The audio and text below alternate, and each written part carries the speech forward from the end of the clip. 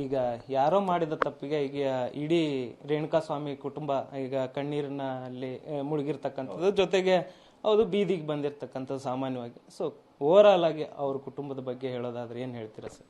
Sir, ಹೋಗಿರೋ ಜೀವನ ಅಂತೂ ನಾವು ಕರ್ಕೊಂಬರಕ್ಕಾಗಲ್ಲ ಸರ್. ಸಾಂತ್ವನ ಹೇಳೋಕ್ಕೂ ನಮಗೆ ಕಷ್ಟ ಆಗ್ತದೆ, ಆ ಮಟ್ಟಕ್ಕೆ ನೋವು. ಯಾಕಂದರೆ ಮೊನ್ನೆ ಅವ್ರ ತಂದೆ ಮಣ್ಣಗಾಕ್ಬೇಕಾದ್ರೆ ಅವ್ರ ತಂದೆ ತಾಯಿ ಹೇಳ್ತಾ ಇದ್ರು, ಸರ್ ನಮ್ಮ ಮಗನ್ನ ಅಂದರೆ ಅವರು ಆ ದೇಹ ನೋಡಿದಾಗ ನಮಗೆ ಒಂಥರ, ಸರ್ ನಾನು ನೋಡಿದ್ನಲ್ಲ ನನಗೆ ಇಷ್ಟೆಲ್ಲ ಹೀನಾಯವಾಗಿ ಮಾಡೋವಂಥದ್ದಿತ್ತ ಅಂತ.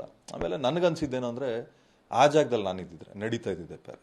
ಯಾಕಂದರೆ ಒಂದು ಅರ್ಥ ಮಾಡ್ಕೊಳ್ಳಿ, ಅದೊಂದು ಇದಾದಾಗ ಫೋಟೋ ನೋಡಿದಾಗ ನಮಗೆ ನೋಡಿದಾಗ ಒಂದು ಸೆಕೆಂಡ್ ನಮಗೇನಾಗೋಯ್ತೆ, ಹೋದ್ರೆ ಹೋಗಿದ್ದು ಬಿಡ ಏನಾಗ್ತದೆ, ಈತನಿಗಂತೂ ಒಂದು ಗತಿ ಕಾಣಿಸ್ಲೇಬೇಕು ಅನ್ಸಿತ್ತು. ಅದು ಯಾರು ಮಾಡಿದ್ದಾರೆ, ನಮ್ಗೆ ಯಾರು ಅದರಲ್ಲಿ 18-19 ಜನ ಇರ್ಬೋದು ಅನ್ನೋದು ನೋಡಿದಾಗ ನಾನು ತಂದೆ ವಿಚಾರದಲ್ಲಿ ಭಾಳ ಸೆಂಟಿಮೆಂಟ್. ಯಾರ ತಂದೆ ಬಗ್ಗೆ ಮಾತಾಡೋರು ಒಂದು ಸೆಕೆಂಡ್ ನನಗೆ ಒಂಥರ ಭಾವುಕ ಆಗ್ಬಿಡ್ತೀನಿ.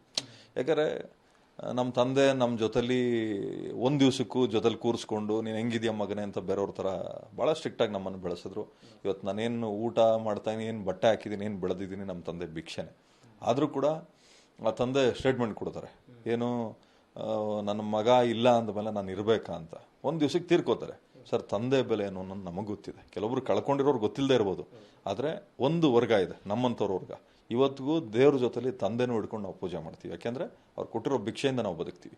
ಈತನಿಗೆ ಏನೇ ದುಡ್ಡು ಕೊಡ್ಬೋದು, ಏನೇ ಮಾಡ್ಬೋದು, ಏನೇ ಸಾಂತ್ವನ ಹೇಳ್ಬೋದು. ಅಲ್ಲಿ ಮಗನ್ನ, ಗಂಡನ್ನ ಮತ್ತು ಆ ಮಗುಗೆ ತಂದೆನ ಕರ್ಕೊಂಬರೋಕ್ಕಾಗಲ್ಲ. ಇಲ್ಲಿ ಆ ಕುಟುಂಬಕ್ಕೆ ಮತ್ತು ಆ ಯಜಮಾನನ ಕರ್ಕೊಂಬರೋಕ್ಕಾಗಲ್ಲ. ಒಂದು ಅರ್ಥ ಮಾಡ್ಕೊಳ್ಳಿ, ಏನೇ ಪಾಪಕರ್ಮಗಳು ಮಾಡಿದ್ರು ನೀವು ಹಿಡ್ಕೊಳ್ಳಿ.